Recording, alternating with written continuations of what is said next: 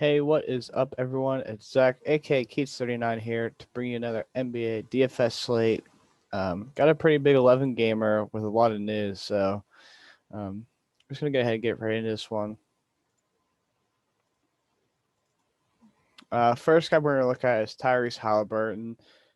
Did get a price increase, but we do know that De'Aaron Fox is out once again with COVID. Um, Halliburton moved to the starting lineup. I'm gonna guess they probably have a similar rotation to yesterday, maybe a few less minutes. Excuse me. Um, but like I'd say 35 probably is very fair. And we saw just like he kind of took the same usage that De'Aaron Fox had. Put up 20 shots, scored 24 points, 8 assists, 3 rebounds. We all know that he was probably the steal of the draft for the Kings. Had a little bit of rookie of the year hype earlier in the year. Obviously, that's kind of he's been overpassed by Anthony Edwards and LaMelo Ball. But he had for a little bit there, he was seeing less minutes. But getting this usage gets a good matchup with Dallas, who could be at when I say good matchup, not a great matchup, but not a bad matchup is what I meant to say. But yeah, should be getting really high usage once again. They might be without Luka Doncic and Porzingis, which would mean this game would definitely be competitive. But yeah, I just think that in this type of role, Halliburton is just really a really good player, and I expect him to probably put up close to 40 points, DFS points once again here. On the other side of the ball, Jalen. So this is where it gets tough. This is the toughest part of the slate is that this is a late game. So we're not going to know if Luka Doncic plays or not. Same with Porzingis. But he'll probably play when Luka misses, he'll get up to the 30-minute mark. He's just a really solid player. I will say that when the last couple of times Luka's missed, Brunson has not been very as productive as you'd want him to be. Go ahead and look at Dallas quick. But yeah, Brunson would be my favorite of them. Oh, don't know how I missed that. I didn't see he was questionable. If Josh Richardson were to play, he'd be my third favorite. Tim Hardaway Jr. would be my second favorite. He'd become a lock if both these guys miss. He's been really poor shooting the ball lately, but honestly, he's like a good play either way. He honestly might end up being my preferred play just because of he's probably my favorite. If Luka were to play, so you don't get screwed as bad, and it's a position that's a little tougher to find today. But yeah, I would like Dallas is like the GPP smash spot tonight where we don't know if those two are going to play, and they get the best possible matchup on the slate. Yeah, so for GPP, this that's going to be a really interesting spot for tonight. But yeah, go more into the chalk guys. If I'm going to guess Russell Westbrook misses, he was late add to the injury report on a back-to-back. I know they've won they've won 8 straight games, and they've done a really good job fighting. And they're going to be a tough out in these playing games. Like anytime they're going to have more star power than any of the other playing teams. So like I kind of think that they ended up actually making the last spot. But yeah, had a rough game yesterday. I didn't get to watch it. Don't know if the ankle injury had anything to do with it. But yeah, like exactly how I didn't even read that, but exactly how they're saying this. Maybe simply looking to get him a night off. I'm kind of thinking the same thing. Like his minutes have been through the roof, and he has put a lot of the weight on his back. And obviously, everyone knows how hard he plays. So he's definitely earned a day off. So that's kind of where I'm thinking they're going with this, and that's going to bring you Bradley Beal, who honestly he is priced correctly for the news.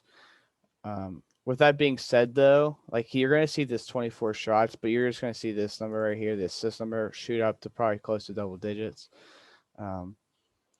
But the better play from them is going to be the next guy, Ish Smith. If he, like, I don't know if he's going to get to 25. Like, I kind of think that they probably start Davis Bertans. which kind of hurts. However, I still think that Ish Smith is a smash play either way.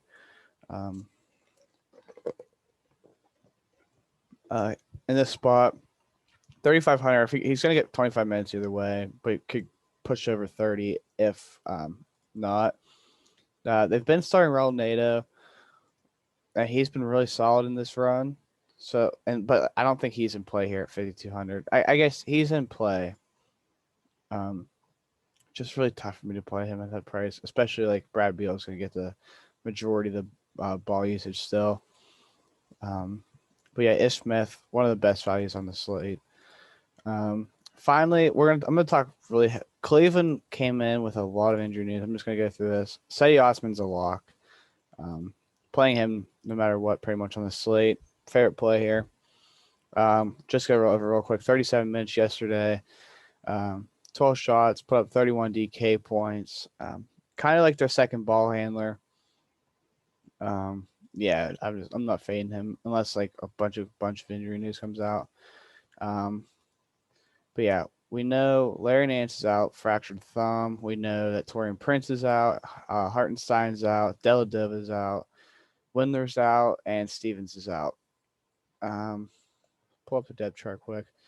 Does not leave them with too many. Like Darius Garland is a great play once again. His price went up, so I don't know how his ownership's going to be. He's pretty chalky yesterday, but that was on a shorter slate where he was cheaper. So, Okoro is a solid play. Just Osman's a better DFS type of guy. Roger Thomas honestly might come in with some decent ownership here. I think he's a solid play. I love Jarrett Allen once again. Not Larry Nance. Sorry, Kevin Love is another strong play. It's a back-to-back, but with no Larry Nance or Hartenstein, that's going to give him extra minutes. And I think like he's a guy that I'd like to play when he gets in the 30-minute mark. But yeah, my preferred plays are Seti, Garland, and Jarrett Allen. We saw Jarrett Allen go crazy yesterday. He's probably going to play 35 minutes here. Like Hartenstein has earned minutes. And with him not there, like they don't like Kevin Love's kind of going to be their backup center here, unless they want to rock Dean Wade. But I'm going to guess Dean Wade takes more minutes from of Kevin Love's type minutes than Jarrett Allen's. And anytime he gets minutes, like we saw him close to 9K. I don't know if it was this recent. No, not this recent. But when he first got to Cleveland, we saw him close to 9K. And I just think that's the type of Jarrett Allen we're going to get here tonight. You get a spot against Toronto, who I'm very fine attacking with center. They've been starting. I've been not following Toronto lately because they're like my least favorite team for DFS. So Boucher's out. I did not recognize that. So yeah, Ken Burch definitely going to probably draw a start here at center. He's a solid player. But yeah, Jarrett Allen is there. He's going to get a lot. They don't have guys that I'm afraid of drawing fouls on him. So that's always nice. And I just think that it's going to be a spot with a lot of undersized guys where he can really rack up block shots as well. So yeah, as always, make sure to hit that like and subscribe button. Be around for a lot because, like I said, there's already a ton of news and we're going to get more. So, yep, later.